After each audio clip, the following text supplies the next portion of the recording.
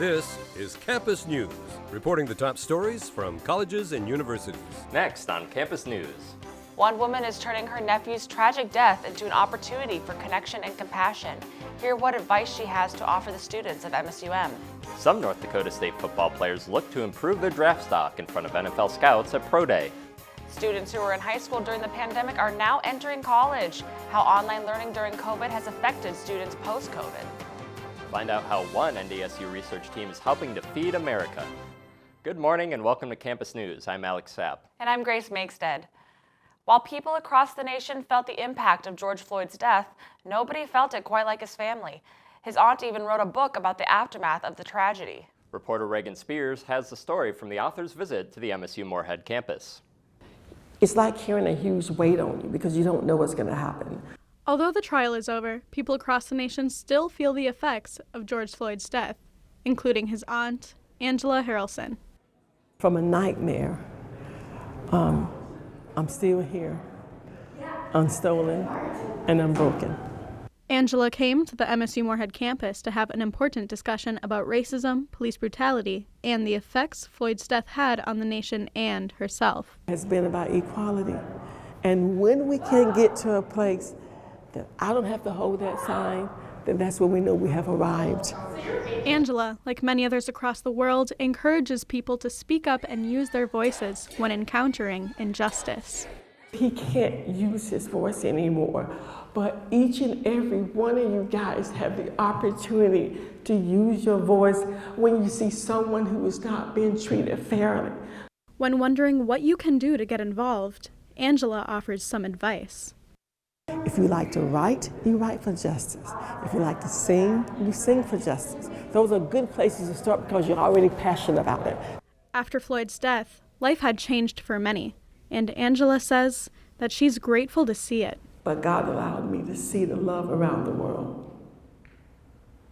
And that love became my nutrition to feed the strength for me to go on.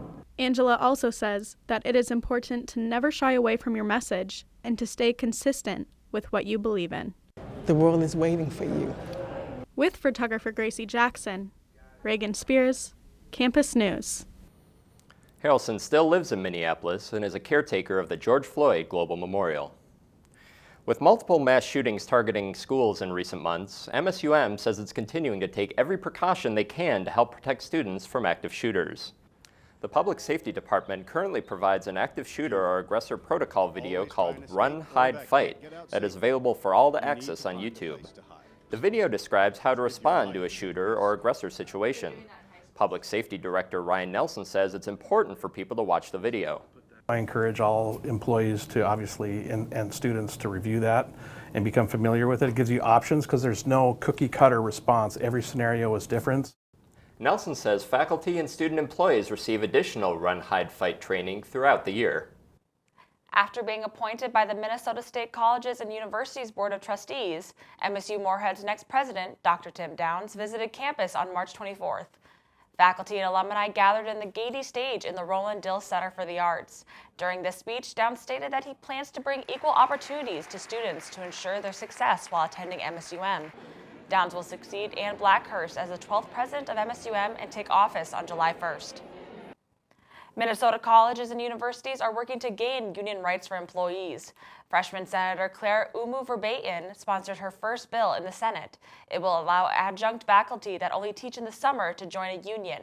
Verbaeten says it's time to move on into modern reality of year-round higher education opportunities. To qualify for representation, faculty must meet more than 3 credits or 2 or more classes. Libraries across the country are turning the page into the digital world. Reporter Hannah Vig tells us more on how MSUM's library is changing and if the library will ever be fully computerized. MSUM is one of many libraries in the country that is becoming more digital friendly. Librarian Trista Razor-Stursa says libraries are making these changes because school databases are now mostly online. A lot of publications such as journals and newspapers have been moving into online databases for students to use. Since the library has moved more material online, it has given them a lot more access to information than they ever could. They liked having a bunch of books available on their one e-reader. For an academic library, having e-books just gives the library a chance to give students access to more materials than they could hold in their building. Stursa tells us that there are way more books and resources online than a library could ever hold. MSUM has access to over triple the amount of books online than they have inside their library alone. Some may wonder if libraries could ever be digitally online and not need physical books. Stursa says she doesn't think so. Not all books are available digitally. Of course, books that are published now, usually there's an ebook version. However, older books, such as this one, there is no digital copy of this book anywhere. With Stursa saying there is no chance of MSUM library ever becoming fully digital, that doesn't mean they can still clear out books that can transfer online. Stursa says she has big plans of what to do with the new free space. We could bring in more student services, such as tutoring. Another idea is maybe doing some sort of maker space where students could come in and maybe do 3D printing, more VR type stuff. Even though the library won't be fully empty, there will still be space for improvements and new creations. With photographer Laura Hovland, Hannah Vig, Campus News. MSUM will be observing National Library Week on April 23rd through 29th. Schools across the U.S. are facing teacher shortages, but they aren't the only spots that need filling. A new grant from the U.S. Department of Education aims to help MSUM educate more students to become K-12 school psychologists and counselors. The Infused Mental Health Grant awarded to MSU Moorhead totals more than $6.7 million. The major focus of the grant is to fund scholarships for students in Moorhead's school psychology and counseling graduate programs. It aims to support pre-K-12 schools in the region who are most in need of counselors and psychologists. MSUM is currently partnered with 18 school districts around Minnesota and North Dakota. The grant will also help recruitment for the 2 graduate programs. Dr. Lisa Stewart, one of the grant managers, says the Infuse project will help local communities in more ways than one. So those part of the money of the grant does go toward recruitment, in particular recruitment of diverse students and students who come from communities where there are shortages, so kind of that grow your own model. According to the U.S. Department of Education, Minnesota has 1 school counselor for every 792 students, the 3rd worst in the country. College professors are now seeing the effects the COVID-19 pandemic had on the performance of students in the classroom. With the math and English departments being affected most, reporter Hannah Vig tells us how students and staff feel there's a gap in their education. I'm so glad you're still here. Freshman and sophomore students show signs that COVID has had an impact on both their learning and mental health. Professor of Early Childhood Education, Raina Park, feels her students have been struggling. I can definitely see the big gap between previous freshman, sophomore students and current students who went through the COVID. Park says she feels their performance has changed. I definitely see the quality of the students' performance has been performing lower. Not only are staff members seeing the effect, but so are the students. Because a lot of these kids were in lockdown when they were younger, weren't able to go out and about, socialize with other kids. So I feel like there will still be some impacts in the near future with those children as well. MSUM freshman Ella Bjorg has also said that online learning has set her back. It was really different because it was all online, and I'm more of like a hands-on learner, so I kind of struggled a little bit. Not only are students struggling with the online portion, some say there have also been trouble keeping up with other students. I have a couple friends who struggled really bad in high school that are also struggling in college because of lack of learning, I guess. College students and professors say COVID-19 has negatively impacted current and future college students. With online learning and lack of education within the classroom, many have fallen behind. Professor Park says that the math department is offering an extra 1-credit class to take in addition to the normal 3-credit classes for extra support. With photographer Laura Hovland, Hannah Vig, Campus News. Professor Park hopes that the extra support will help students catch up to where they're supposed to be. NDSU is bringing therapy to the community with the help of some unusual friends. One of their most unique offerings is equine-assisted physical therapy. The school is home to Bison Strides, a program that partners humans with horses to benefit the mind, body, and spirit. This is a service that uses a horse's body movement to engage humans with the goal of improving mobility. One thing that's really unique about the horse's walk is when a person sits on a horse's back and the horse walks, it moves our pelvis as if we were walking on our own 2 feet. It can provide input into the muscles and the joints and so to tell the body this is how a typical walk is and strengthen those muscles to allow it to be easier for folks to be able to walk. This program also allows NDSU's equine students to gain hands-on experience in their field. Students at MSU Moorhead were given an opportunity to learn what they could make after graduation. The event allows students to guess what their income will be after graduating. Using a QR code, they research their future career and get an estimated amount of what they'll be earning. Julianne Stark of the Career Development Center says this has been very successful for students in choosing their job field. Post-graduation, a lot of students might be confused as to what they can actually do with their major. So learning what are you going to do, how much is it going to pay, what kind of skills that you need is really helpful for students. Stark says that most students were surprised to find out about their future salaries.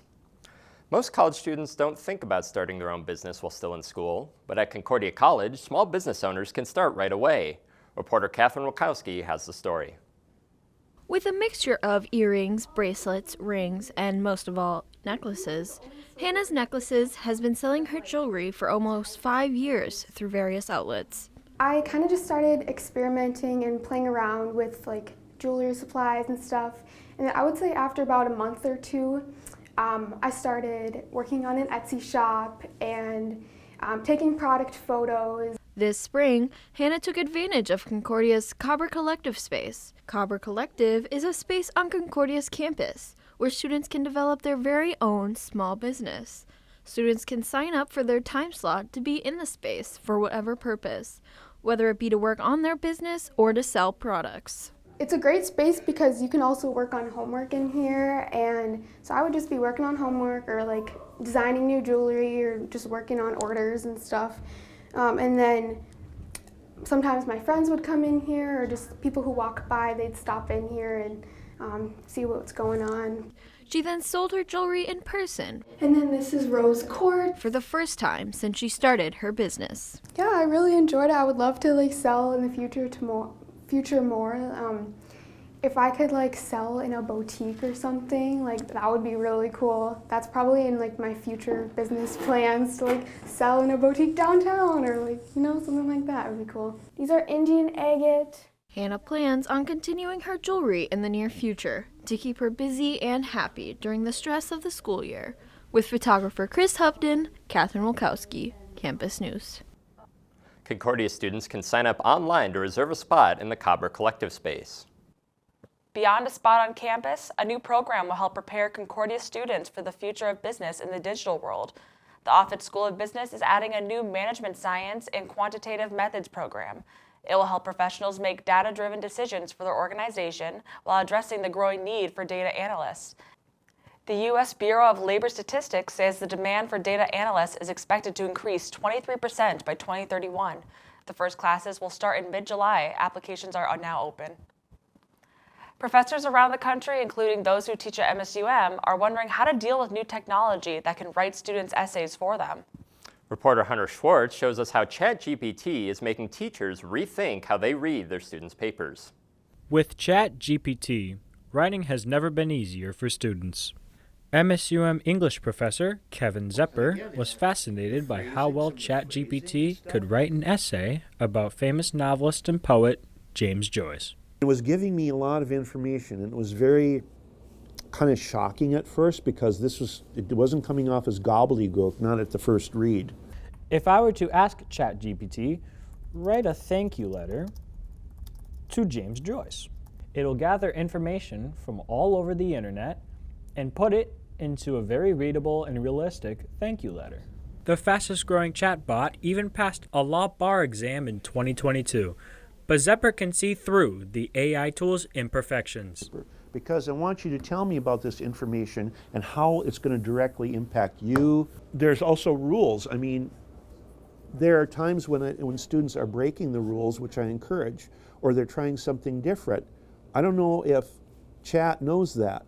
Zepper also says the AI is missing the ability to think outside the box, or as he puts it, the human element. I've been reading a lot of stuff in my life. I mean, I have to because I'm an English teacher and I just love reading, right? I look for the humanity in the paper. I look for the originality.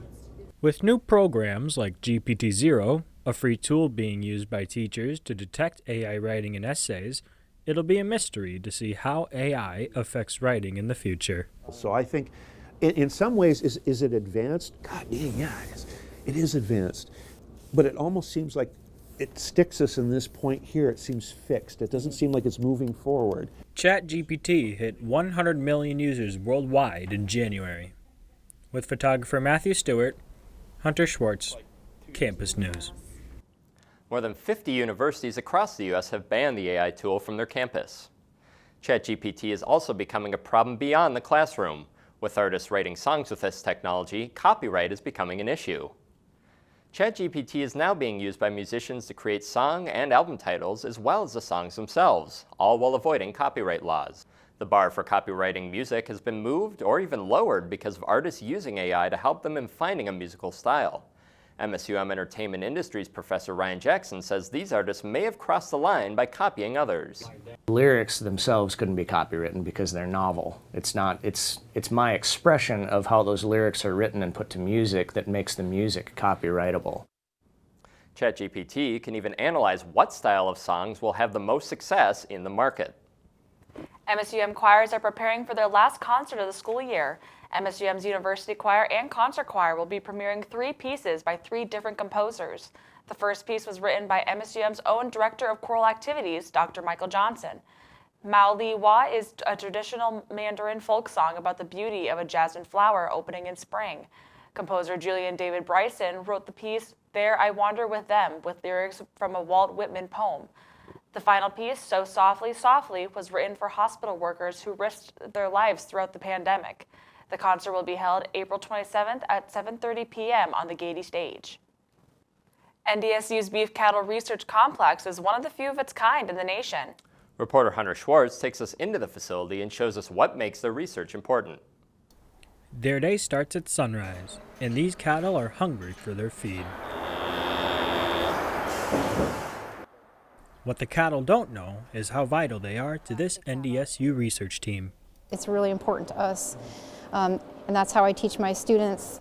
Each project they do is different from one another, including what cattle they study, what the cattle are fed, and how much the cattle eat. They're held in these enclosures and can be watched 24/7 and managed by Sarah Underdahl, who's been the manager of the complex since 2013. We can access the animal across any point of its body. Here we might do a carcass ultrasound. Student assistants, like graduate student Lydia Hansen, help keep track of how much feed was left uneaten from the night before, otherwise known as a bunk call. I think it's a learning opportunity not only for the graduate students and for the technicians involved.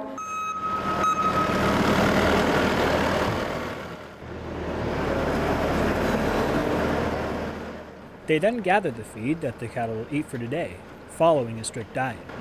The feed is then measured and loaded into a truck. Then, it's feeding time for the cattle.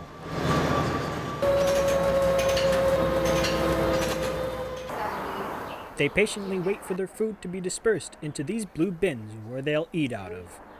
But what separates this research complex from others in the nation? The answer? Technology.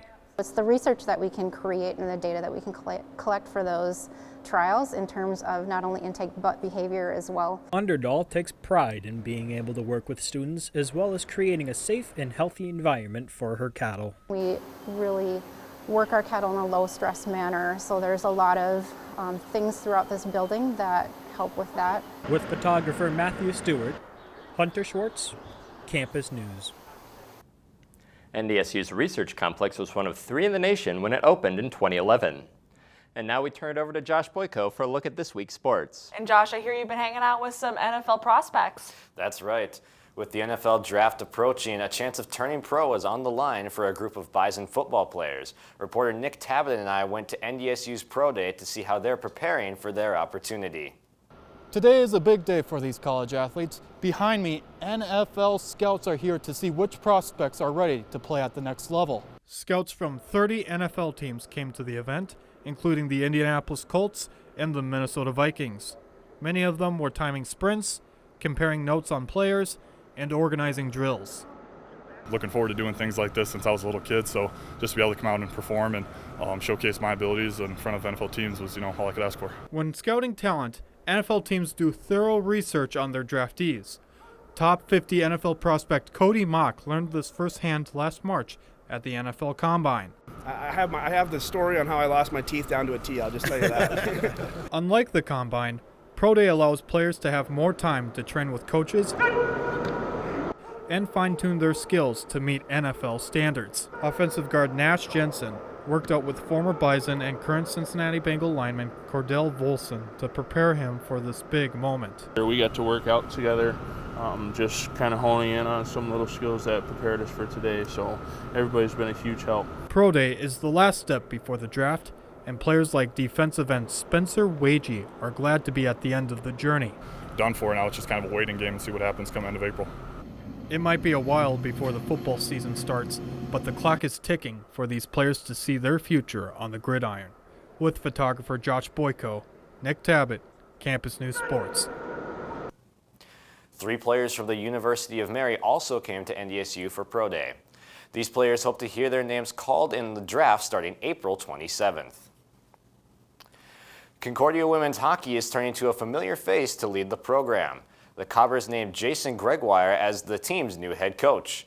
Gregoire previously served as the head coach of the Cobbers from 2015 to 2018.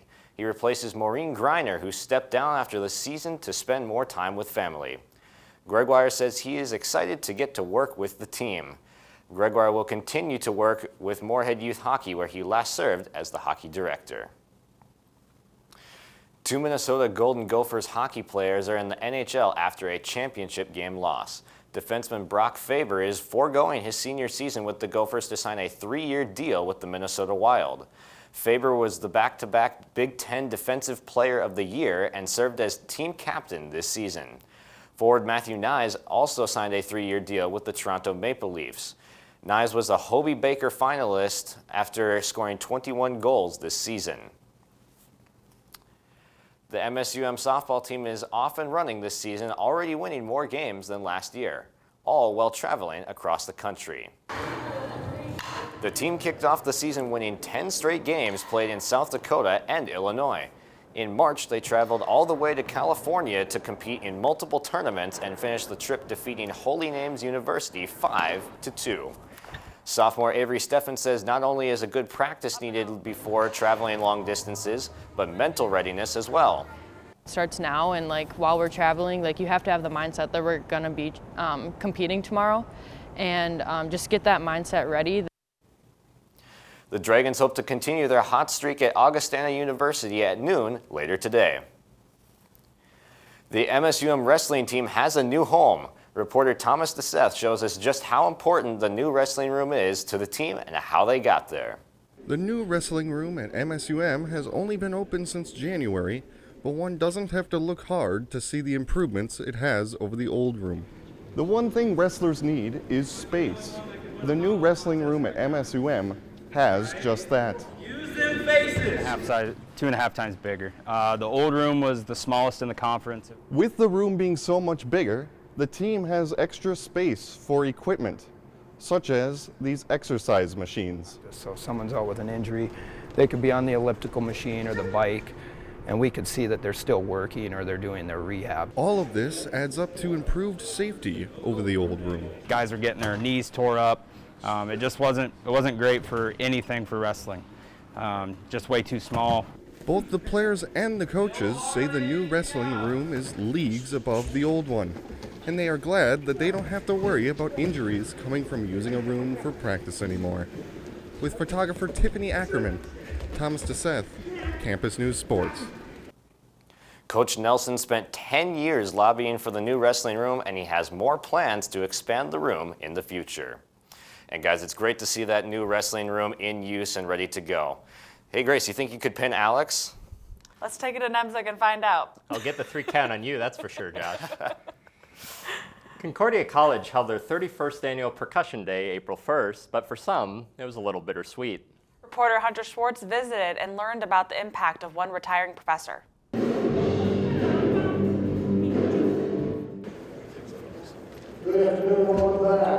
Students and faculty gathered here for a day of performances and celebrations. Concordia hosted various special guest artists, such as drummer Greg Bissonette and the Heartland Marimba Quartet. While this day was filled with pride and joy for the music department of Concordia, they also celebrated the teaching career of Dr. David Eiler, who is set to retire at the end of the school year after 36 years of teaching at the school.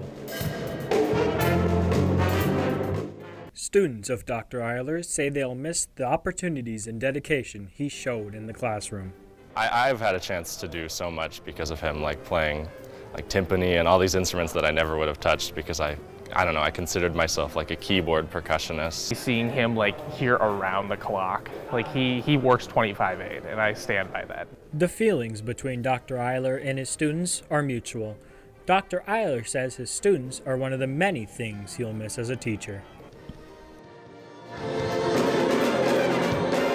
Even on weekends we have performances, we have even lessons, we do rehearsals, and just the daily seeing them and coaching them and seeing them grow from the infants in music when they come in. Dr. Eiler says he's focused on finishing his last school year and getting things prepared for the next director of percussion at Concordia.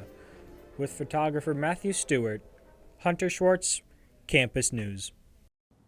Dr. Eiler's 50-year career also included stops at NDSU and here at MSUM. And that's it for this edition of Campus News. We leave you with the sights and sounds of Percussion Day. Thanks for watching and have a great week.